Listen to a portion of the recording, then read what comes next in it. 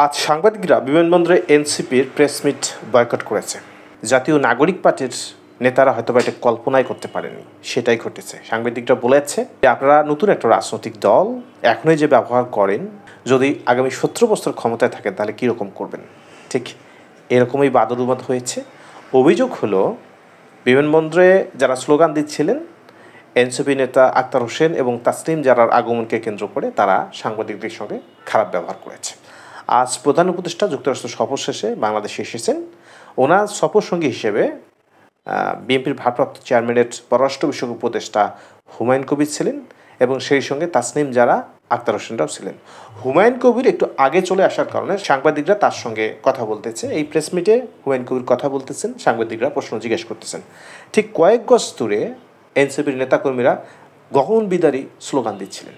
সাংবাদিকরা বারবার তাদেরকে রিকোয়েস্ট করেছে স্লোগান বন্ধ করলে আমরা হুমায়ুন কবিরের বক্তব্য নিতে পাবো এবং প্রশ্ন করতে পাবো। সাংবাদিকদের কাজেই তাই তাদের প্রেস মিট করতে হয়।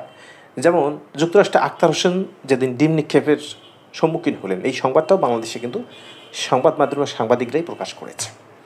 তো হুমায়ুন কবিরের সঙ্গে তারা যখন কথা বলবে অবশ্যই স্মুথ একটা পরিবেশ চাইবে। আর রাজনৈতিক সহাবস্থানের কথা এনসিপি নেতারাও বলে। সেই ক্ষেত্রে ওই প্রেস মিটের ওই সময়টা এনসিপির নেতাকর্মীরা যদি স্লোগান না দিত, প্রেস মিটটা খুব সুন্দর হতো। হুমায়ুন কবির কথা বলার মাঝপথে উনি চলে যান, কিন্তু ওই সময়টাতে এক সাংবাদিক তাদেরকে রিকোয়েস্ট করেন তাদের স্লোগান বন্ধ করতে। ঠিক তখনই ওই সাংবাদিকের সঙ্গে এনসিপির নেতাকর্মীরা খারাপ ব্যবহার করে, তাদের মধ্যে ধাক্কাধাক্কি হয়। এরই প্রতিবাদে সাংবাদিকরা এনসিপির যে প্রেস মিট এটা বয়কট করে। অনেক রিকোয়েস্টের পরও তারা এই প্রেস মিটে অংশগ্রহণ করেনি।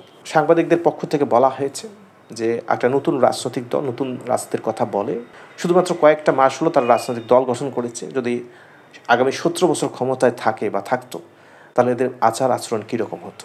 এনসিপির নেতাকর্মীরা প্রত্যেকটা জায়গায় তাদের জবরদস্তি ভাব বা ক্ষমতার প্রভাব দেখানোর চেষ্টা করে। এই শাপলা প্রতীককে কেন্দ্র করে এনসিপির কিছু নেতা যেমন নাসিরউদ্দিন পাটোয়ারি, সাজিদ আলমের বক্তব্য শুনলেই আপনারা স্পষ্ট হয়ে যাবেন। মনে হচ্ছে শাপলা প্রতীকটা তাদের নিজের নির্বাচন কমিশনের কাছে জমা রেখেছে, কেন দিচ্ছে না। মানে কথাবার্তার মধ্যে এইরকম একটা ভাব বোঝা যায়। সাংবাদিকরা এবার যেটা করলো, সাংবাদিকরা অসম্মানিত হয়েছে, তাদের হাতে ঘা লেগেছে, যে কারণে তাদের প্রেস মিট বয়কট করেছে। এনসিপির নেতাদের উদ্দেশ্যে স্লোগান দিতেই পারে নেতাকর্মীরা স্লোগান দেবে, এটাই স্বাভাবিক। কিন্তু আপনার পাশে ঠিক আরেকটা বড় রাজনৈতিক দলের পররাষ্ট্র বিষয়ক উপদেষ্টা বক্তব্য দিচ্ছেন, এই সুযোগটা সাংবাদিকদের দিতে হবে। তো তারা প্রেস মিটে কথা শুনবে, কথা বলবে। রাজনৈতিক শিষ্টাচার কোথায় রাখলেন? সাংবাদিকরা যে কাজটি আজ করেছে প্রতিবাদ স্বরূপ এনসিপির প্রেস মিট বয়কট করেছে, এটা তাদের প্রতিবাদ।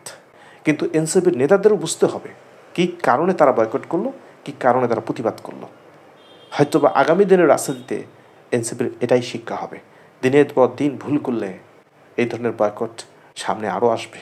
তখন এনসিপির নতুন দিনের রাজনীতি মুখ থুবড়ে যে পড়বে না তার কোনো নিশ্চয়তা রয়েছে। ধন্যবাদ সবাইকে।